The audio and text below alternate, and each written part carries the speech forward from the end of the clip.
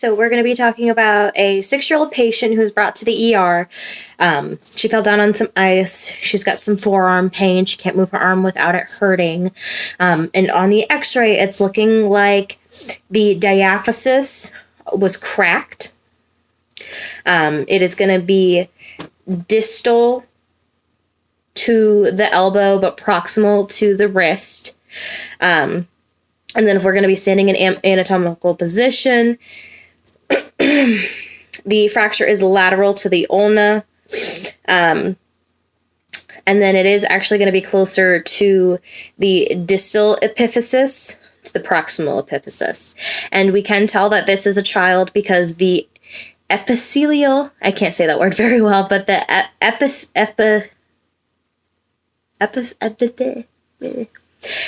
epicell line is not formed yet, but the epithelial growth plate is still there and present. So it looks like on the fracture, it was hurting the periosteum and the endosteum. It looks like it ripped just because the crack is kind of in the middle of the bone, but it doesn't go all the way through. It is a green stick fracture. And the, I guess you could call it also like a foramen type of break. So the compact bone is cracked, exposing the yellow bone marrow in the medullary cavity. There wouldn't be a whole ton of bleeding because the red bone marrow is going to be primarily up with the spongy bone. Excuse me. And then just because that's up with the hyaline cartilage in the head of the bone. And then the Sharpie's fibers would also be damaged because if both of the membranes are ripped, there's nothing really sticking them on, especially because if it's cracked in that one area. So compact bone is made of closely packed osteons. Osteons have osteocytes, which are in the, I hate all these words, the lacunae. In the middle of each osteon is going to be a Havasarian, these words are awful. Havasarian canal. Sorry, I had to read it off the page. And that is going to be where all the nerve endings and the blood flow are. Then to describe compact bones, extracellular fluid, extracellular matrix. It is made out of hydroapatite, which is calcium. It keeps the bone strong. And then you've got your collagen fibers, which helps with flexibility and tensile strength. The real big important thing on this is if you have too much of each, your bone is either going to be too hard and not going to be able to move very well, or your bone's going to be too soft and it's going to be very jelly-like and not help you against actual keeping your body up. So say if you had too much calcium, the hydroxapatite,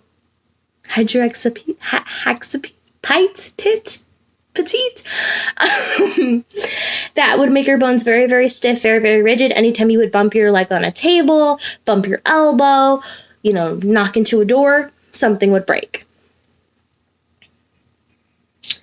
So bone healing has 4 stages.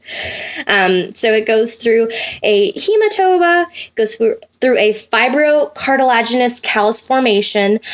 So the hematoma, which is first, that's kind of just like a blood blister around the break. It keeps everything healthy, alive. Make sure that no extra blood flow goes out because it's got all the platelets there, keeping it almost solidified. They kind of remind me of like a blister on our feet where you have a very thin layer of skin and then the inside is fluid. It's like almost the same thing with the platelets, very thin layer, and then you've got all the blood going through. At least that's what I'm assuming. With the fibrocartilaginous formation, that is made out of both hyaline and fibrocartilage, so it's pretty squishy. It's not very stable yet, but it's a little bit better than just a hematoma to keep that going, and this is actually where the bone starts to heal. And then you go through a bony callus formation, which is spongy bone, So we've got like our inner bone pretty much formed, and then you go through some bone remodeling with all that calcium that we talked about before, and that is going to make it more compact bone, and then you have it healed. Now, let me find my paper. I forget my next question.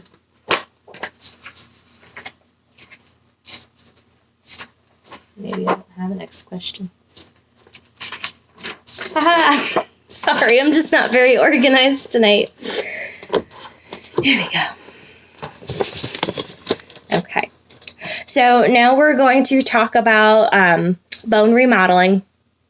So osteogenesis is caused when a hormone called calcitonin is activated, which in turn activates osteoblasts. This is where the bone is going to be growing. So if we activate the calcitonin and it's activated too much, it can actually overgrow your bones. Now, in the flip side of this is the resorption, which is caused by the parathyroid hormone, which is activating the osteoclast, which is telling us to reabsorb that bone. Excuse me. A lot of time, this is what happens when we get osteoporosis. It happens in a lot of older people. They don't move around as much. Sorry, I just ate dinner. And they have a tendency to get osteoporosis because they're just not doing as much as they did when they were younger, which is causing a lot of these issues.